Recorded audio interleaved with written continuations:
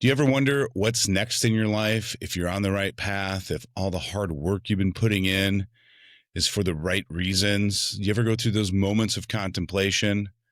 I know we do about like our business and if it'd just been easier to work for someone else, maybe, but I'm talking about deeper, more granular, like into your personal life. I asked these questions today because I've been going through a season of my life with those. And instead of bringing a guest on this week, I thought it would just be a good idea to sit and talk with you guys mano y mano, just me versus you. So that's what we're going to do today. It's going to be a little bit of a unique episode. It's not going to become the new norm, guys. Don't freak out. We'll still have plenty of interviews. It's just we don't have one this week. So instead of losing traction and not posting a podcast episode this week, I thought I'd sit down and talk to you a little bit about some of the stuff I've been going through. Hopefully it resonates with some of you. You guys can pick up something from it.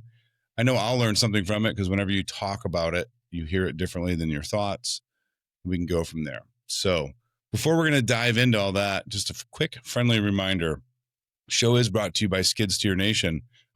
High quality, American made, family owned manufacturers, great attachments. They will last a long time. They're dependable. They're reliable. All the things you need. Why add more headaches to your daily chaos? Head over to skidsteernation.com to find your next attachment. And if your business is growing and you're wanting to take it to the next level, head over to getthrottledup.com, guys. We're actively seeking to bring on a few new clients over the wintertime. I feel that the winter is the best time to invest in your marketing because when spring hits and the phone starts ringing, if you don't have it all dialed in, you're already behind schedule. So let your competitors lay on the couch, wonder what they're going to do all through December and January while we work with you to build out the perfect marketing strategy and bedstone for your business moving into 2026. Links in the show notes for both of those guys. And yeah. All right. So what I was saying there is I've been going through a season of like what I feel like should be next in my life. We started Skid Steer Nation in 2020 and it was an amazing adventure, right? Like it was so much fun learning how to do digital marketing in a different manner than I was used to. Getting the e-commerce store. I've never built one before. Like all of it was fun, building a team to kind of help support and take tasks off my schedule. And it was just an awesome time. And we've got it kind of systemized now, and it doesn't require me to work as many hours every week in it. And that's probably why we went ahead and launched Throttled Up Marketing, because I did have the time to invest in that. With Throttled Up Marketing, we're going on a year. I can't believe it. Next December is going to be a year that we launched Throttled Up Marketing. And we're doing the same thing. We've been working on building automations and systems in the back end, dialing in our SOPs, building key team members to handle specific tasks, and promoting from within with a few of the employees to kind of take more of a leadership management role to oversee more projects so that Clay and I aren't stuck in the weeds every day where we're doing all the fulfillment work. Because someone's got to drive the ship, someone's got to see the 30,000 foot view, someone's got to know where the ship's going in a year, 2 years, 5 years from now. And you can't do that when your head's fully buried in the books, in the work, and all that. So you've got to find a way to create some space. Maybe hiring isn't for you right now, but maybe finding 20 minutes a day to just to doodle in a notebook or to doodle on a voice note on your phone. Like technology's great, gives you so many options. Just to get some thoughts out of your head, some concerns, questions, draw that picture of where you're going. Guys, I'm a firm believer that you have to draw a picture mentally of where you want to go, both personally and professionally. If you don't have a vision for what your life looks like, you're just going to continue on, I call it the hamster wheel, and you might stay where you're at. You might go backwards, you might go forwards, just depends on the train that you get in, right? But if you sit down and you start visually picturing what your family life looks like in 2026, what your business will look like by 2027, where not just revenue, man, like, hey, we continually have these same 5-10 problems. I want to find real hard solutions to those problems, whether it's outsourcing for accounting and bookkeeping, whether it's just doing more training and taking more of a mentor role in your business instead of just a micromanaging boss for your part-time and full-time guys. So that's kind of the stuff we've been working on. We've trust me, we've had plenty of struggles over the years. Nothing's perfect. We've had to let go of employees. We've had to break the system and start all over. Our vision's changed a lot, and it's only been 11 months. But I provide the space for me, whether it be a Saturday morning while I'm sitting out in a chair having coffee, or carve out 4 hours at my desk where I just turn notifications off and I focus on business development, growth, and strategy to get us where we want to go.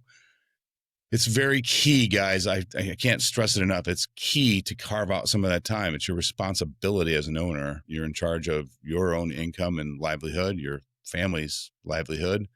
And as you grow, you're going to be in charge of other people's livelihood. And for me, that's a driving factor. It's not a fear. That actually makes me work harder when I can look at the team that we're building, and like they literally look at you with eyeballs of like, what's next? Because our growth, our income, our paycheck is dependent on the ship that you're steering right now. And so I almost look at it as a role of servitude instead of leadership. Because if I serve the needs of the team, I'm automatically serving the needs of the business. And by byproduct, we should grow and get better every day, whether it's 1% or 10% over a short period of time. It's a mindset shift that it's hard. It was very hard for me to accept. There were many, many years when I owned bars and restaurants that I did not see the staff as that big of an asset. I saw them as great people. I saw them as great workers, but I also kind of saw them as replaceable and not my responsibility. And, a wise man was talking about his business years ago and just how he works with his team. He never told people he owned the business. He always said he worked with whomever he was with at lunch. And it was powerful words because it made the people that work for them sit a little taller. Their chest was out a little bit wider. They just were able to take more pride in the work that they did for that company. And that resonated with me. In fact, I was actually the employee that the gentleman always did that to. So it's a personal experience for me. So I have tried to turn my thought process, especially the days when I just don't have the gas and I don't feel the fire. Maybe I don't get 100% of the work done that day, but I do want to move something forward. And it's usually when I start leaning on the thoughts of the team, that they're all pushing hard, striving to be better at their roles, connecting the dots for me, that it's my obligation to connect for them. So almost gets that mindset of like servitude. It's a powerful mindset, guys. All right. I feel like I'm preaching, and I don't want to preach today. I do want to take a few minutes and give you a little bit of a look under the hood of what I've been working on lately. So I talked to a few people in my core circle about this, and I'm kind of keeping it tight. And I feel like the same thing. Get the words out of your head, map out the vision where you want it to go, the likelihood of you getting there substantially higher. So what better way to put it out there than to share it with all of you listening to the podcast episode? So that's what we're going to do today. So the podcast has been Skid Steer Nation since we started it a little over 3 years ago. There's probably a very high probability that sometime in the next 3 to 6 months, when you go look for the Skid Steer Nation podcast, it's going to be rebranded and renamed. For the last 9-10 months, I've been working on writing a book, just from all my experiences from personal life and from all the people that I've interviewed, all the people I've mentored and coached, the people that we've done marketing services for. I just found that a lot of the problems or a lot of the issues, the struggles, the mind blocks that people have, they're very similar. We frame them as unique to us, but in the grand scheme of things, they're very similar. So I sat down and just started mapping out a book, kind of taking some of the philosophies and processes I have, kind of working on refining them, getting them to be more memorable, more crystal clear. My messaging super straight and direct, but the name of the book when it comes out is going to be called Out of the Weeds. We're actually doing the final edit on the book right now. And honestly, I'm terrified because once this thing goes live, like people are going to look at me like I'm the guy that had the plan. So I must be following the plan 100%. So there's almost a little bit of fear inside of me that by publishing the book, I have to level up my game and I got to meet the expectations of the audience. That's a little look under my personal hood right there, guys. But the book's called Out of the Weeds. And it's basically giving you the roadmap to get out of the chaos that you're in today and working over a period of time so that you can, we call it clock out.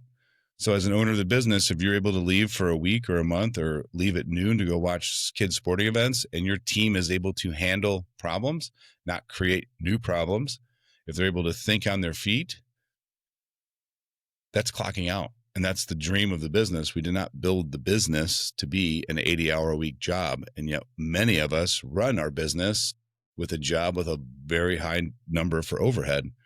And it's unfortunate. We were failed in high school. We were failed in our first job. Like, nobody taught us how to start a business. It's, you go to school for the trades. You can go to school for operating, for electricians, plumbing. Like, you got all of it for the trades, but nothing out there to like how to start a business, how to grow a business, how to nurture the business and become a great leader for the team that you develop. So that's the purpose of the book. We've got like a C framework, obviously, starting at chaos, finishing at clock out. I've been reading it numerous times over the last month. I'm really excited to get the final edit done. And we got the graphic designer working on the book cover in the back right now. I'm getting way outside of my comfort zone, having to figure out what this ISBN number is that you need to register a book before you publish it. And then every version of the book needs a new one. So it's kind of like bidding a commercial job for the first time. You don't know what you don't know. I've been reaching out to people that have self-published books. I've been doing a lot of research online, looking for resources, because there's no reason I need to figure it all out on my own. Somebody's already done it. So I look for help in that regard. But the book's going to be a huge thing for us. With the book, I think we're going to try to start talking to some organizations, whether it be small local organizations or some state organizations, hopefully working our way up to some like regional and eventually national organizations and businesses, that we can kind of take the messaging from Out of the Weeds and for business development and go on the road and kind of like talk and be a keynote speaker a little bit. I really want to drive that message and show awareness that there's a better path, right? I feel a lot of the trainings and the learnings that we learn are like segmented. How do they connect? How do they work together? What's the human psychology behind some of that stuff? So I'm really thinking about taking some of this and trying to grow some of that on the road and take it on the road, promote the book, and move forward from there.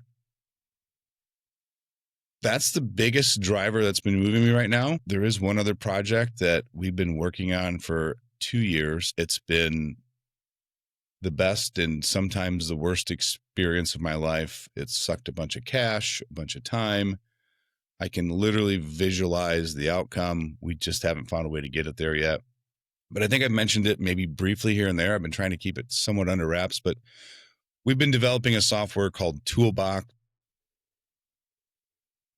The software is designed to help you guys operate and run your business smoothly. And it comes from like my core beliefs and principles. So it's not just line item, fill it out, put the price, add the markup, line item, fill the price, put it out, and mark it up.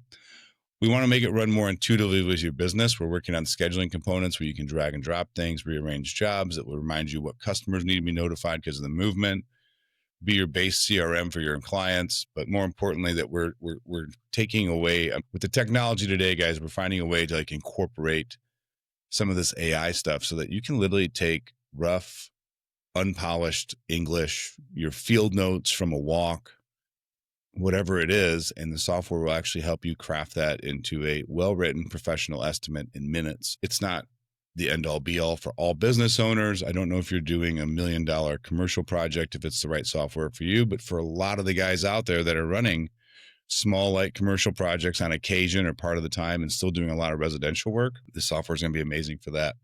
And since we're bringing in AI, let's help you guys stay active on social media and actually give you the frameworks and help you write some of that stuff and then be able to post it.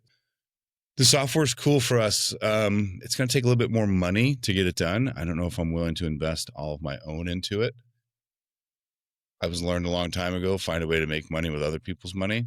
And I also look at it as an opportunity to help some of those people make more money. So yeah, we're sitting down right now. We're working on like, what does a funding round look like? How much cash do we need to finish the project? How much cash would we like to have like a 12 to 8 month runway to get this thing launched? Based on all of our calculations, we're getting pretty close to being able to put together some sort of an investor pitch. I've also got some cool ideas of like, hey, what if we offer it to the audience from the podcast, Skid Steer Nation, some other places, not so much to be as an investor, although if you're interested, never hurts to ask, but more along the lines of like, hey, do you guys believe in us? We got this amazing product. Are you struggling with the softwares and things you have? Like, would you be interested in giving a decent number up front today for lifetime access and the value later in life to help us get this thing kicked off? And you guys, I'm not pitching this. I'm spitballing the ideas that I'm having, because it kind of shows you that the traditional path is to go out and find a bank or find some private equity investment firm, get the money, do this. There's other ways that I could also do this. One of that, because I could open it up to our audience. I could open it up to my family and friends. I can continue bootstrapping it myself and just making small incremental progress. We could get creative and find ways to see if like our audience is like, hey, I'd give you $1,000 for lifetime access and be a member of the Founders Circle, beta tester, and have like a direct line to the team that builds and fixes and edits the components of the software. I'm just showing you my thought process of like, where there's a will, there's a way, and it doesn't always have to be in the traditional box that we're all accustomed to. So please don't take that as if it was a pitch. I'd be remiss to say if you're interested in any of that stuff, find me on the websites, find me on socials, shoot me a message, shoot me an email. We can always chat and discover. I have not made an exact plan on what we're going to be doing there. But yeah, that's kind of what I've been working on. Like, I really want to like shift our focus to helping more people. And, you know, Skid Steer Nation is awesome. It sells amazing attachments, but it doesn't help business owners with their business. The marketing business has been awesome and it's not going anywhere. We're going to continue to grow it, continue to expand it, and bring in more team members so that we can serve and support more business owners. But there's something inside my heart that's telling me the reach of people isn't large enough. There's more work for me to do. There's more people for me to touch. There's more people for me to help guide. There's more people for me to improve their family life through business operations. And that driving fire has been fed over the last year or two, and hence the production of the book and in alignment with the software. And I feel like my personal journey needs to transition to trying to like get that message out there, find more people, be a trusted source of someone, be a straight shooter, no bullshit. There's no magic beans in business, guys. Nothing happens overnight. The chaos wasn't created in a single day. You don't get out of it in a single day. But I know a lot of guys that I've talked to over the years, they just never felt like they even knew where to start, or even worse, they didn't recognize the chaos. They thought it was normal, right? How crazy is that? Just like your health. I mean, there's some days I'm like, God, I feel really good. And then you do something for a period of time, clean up your diet, get a better sleep schedule, cut out alcohol. And you're like, shit, I was only operating at 50%. And I thought that was normal. We do the same thing with our business. We don't know what we don't know. And there's not enough hours in the day to go find it, research it, validate it, implement it, and still operate your business. So yeah, so we want to kind of cut the path down with that book. I'm really excited about it. Yeah. So that's kind of a little look into my life, my mindset, some of the things that we're working on here at the business and with the teams that we've developed for the companies. And yeah, hopefully there's been couple things in there for you guys you can take away from it, you know, whether it be outside the box thinking or building that map of what your life or business is going to look like in 1, 3, 5, 10 years.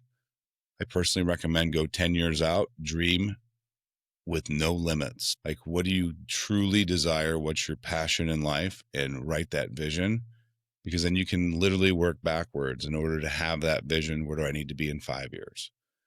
Where do I need to be in 3 years to be on track? 1 year to be on track, 1 month to be on track, next week to be on track. And you just keep working that down, working it backwards. And it'll literally give you the path if you take the time to work on that. The size of your dream is not important. It's not a contest. It's not a dick swinging contest. Who's got the biggest business, the most employees? What do you want? What lights you up? Maybe it's only having a business that you have to work 30 hours a week and you only do X amount of dollars with one part-time employee because you're home every afternoon with the kids. You can go hunting season, and that's the dream life for you. Build it. But you have to have that map of what that looks like. What customers are you going to say no to so you don't start working 60 hours a week, right? So with every positive, there's always a negative, adverse effect. It's life, it's science, it's physics. So just understand that as you start building that, you have to also look at what you're going to cut out. Like, what do you have to say no to? Is it the types of works that you do? Is it specific customers? Is it personal time? If you want to grow a behemoth, like nothing is free in this life. That's kind of been my driving message with Tracy. We've been talking about chemotherapy for her breast cancer, and the chemotherapy is preventative. She technically doesn't currently have cancer. They removed it with the surgery, but they're still worried about it reoccurring sometime 5, 10, 15 years from now. And this is preventative chemo to minimize the risk for that. And it only prevents it a couple percent. And to me, I'm like, nothing's free, right? It sounds like, oh, we'll just do chemo, reduces the risk by 5%. What other areas of the body does it affect? What other fast growing cells does it kill that, like there's issues that you could get with neuropathy and heart. So I'm not sitting here preaching about medicine. I'm sitting here telling you that nothing's free in life. And if you build a map based on what you want, you have to also look at the adverse side of that, of what do I need to cut out in order to achieve those goals. And the biggest lesson that I'm currently learning is the power to say no a lot. You see the gurus online or you read the books. If it's yes, is it a hell yes? If it's not a hell yes, it's a no.